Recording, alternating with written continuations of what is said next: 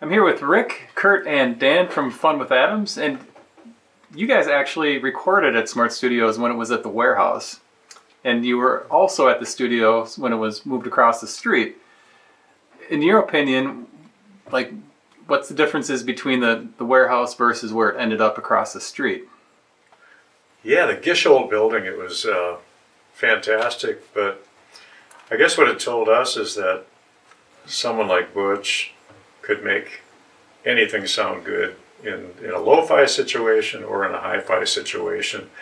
But Gish Holt was lo-fi with egg cartons on the wall and a total DIY attitude, and with fantastic results. But when we moved from Gish Holt across the street, we definitely saw an upgrade in hi-fi and soundproofing and gear and technology and whatever. And you guys ended up on the Smart Studios documentary soundtrack, American Noise Volume 1. Yeah. Was that kind of a... Did you see one laying here?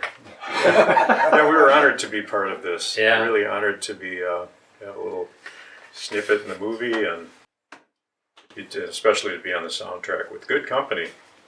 Do you remember a lot of those bands from back when the studio was recording them?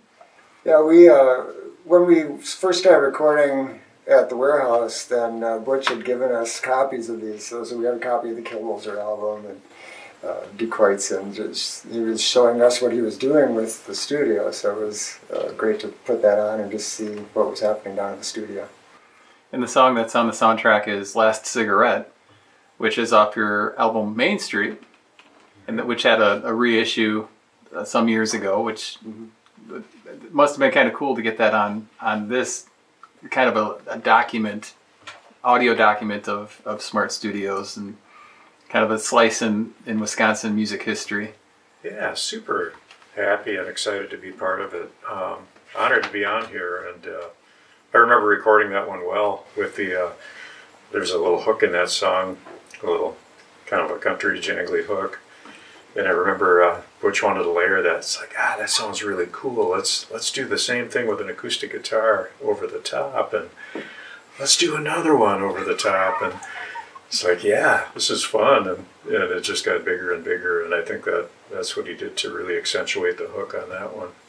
We had started the album and recorded a few songs, and then a couple of them didn't make the cut, and so we went back down to record rhythm tracks on 3 songs, and this is one of the 3 that we went down to record at Smart to supplement what was there. So it was interesting to see the difference from when we started to maybe 6 months later, the progression to the studio, recording those 3 songs. So that's a little bit different than some of the other songs on the album.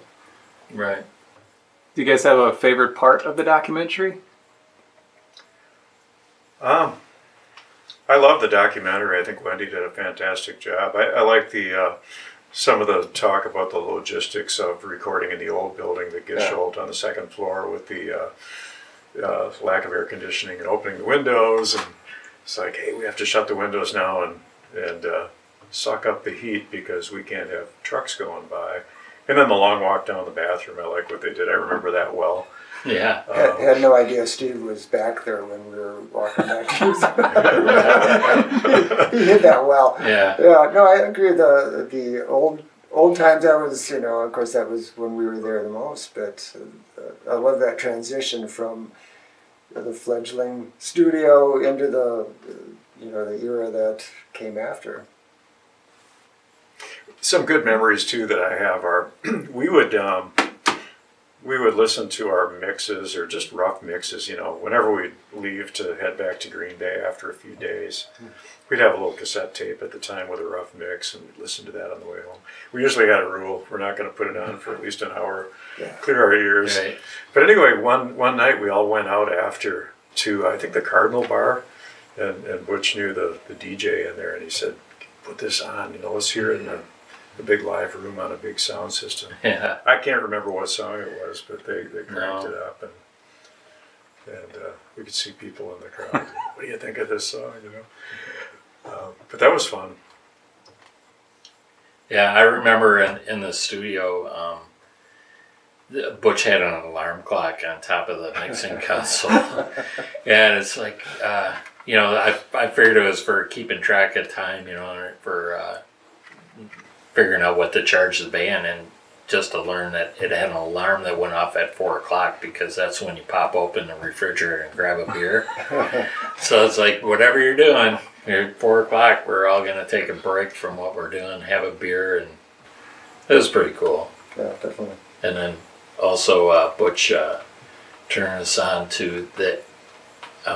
Every time we went down there, he'd bring us to a place with even hotter food than the time before. So it's like, how much can you guys take? And I think Everest was the top. Oh, yeah. Of hotness. Everest. Yeah, I love the plate reverb that they had back in the day, and I mean everything that they had. They knew how to make it work and optimize it. But we did a song called Summer, and Butch had just bought one of the first sampling type keyboards, and you could grab these samples. There was one with monks chanting or a Gregorian chant or whatever, and we wanted to fatten up the background Oz in that song, the harmonies. But that was a keyboard patch of monks chanting. If you listen to that carefully. Yeah, you think of recording that at the old warehouse. It was an 8-track recording, and so everything. I remember Butch saying everything is very dense, and so we're doing mix down, and some of the stuff we did on the fly. So we'd fill the tracks up, and we'd always find, oh, there's 30 seconds here on this track. We can squeeze in a shaker or something, and I think some of the keyboard parts that we had to put in, we wanted to do a backing vocal, no room, so we'll do it on mix down, and that She's a National is a keyboard doing She's a National on Geographic Girl, so we did that on the fly in a mix, so I had to get it right the first time. Yeah.